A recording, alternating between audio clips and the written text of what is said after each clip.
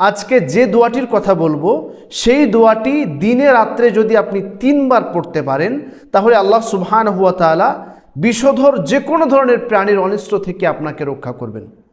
সেই দোয়াটি হচ্ছে আউযু বিকালিমাতিল্লাহি তাম্মাতি মিন শাররি মা খালাক।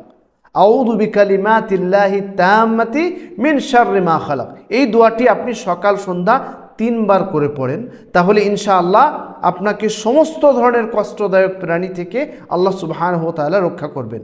যে হাদিসটি ইমাম তিরমিজি রাহমাতুল্লাহ আলাইহি নিয়ে এসেছেন, আবু হুরায়রা রাদিয়াল্লাহু তাআলা থেকে বর্ণিত, রাসূল সাল্লাল্লাহু আলাইহি ওয়াসাল্লাম বলেন, যেই ব্যক্তি এই দোয়াটি দিনে 3 বার পড়বে সকাল সন্ধ্যায় 3 বার যদি পড়তে পারেন তাহলে আল্লাহ সুবহানাহু ওয়া তাআলা যে কোনো ধরনের কষ্টদায়ক প্রাণী, সেটা সাপ হোক, সেটা বিচ্ছু হোক, বা যে কোনো ধরনের কষ্টদায়ক প্রাণীর অনিষ্ট থেকে ইনশাআল্লাহ আপনি রক্ষা পাবেন বা আল্লাহ সুবহানাহু ওয়া তাআলা আপনাকে রক্ষা করবেন।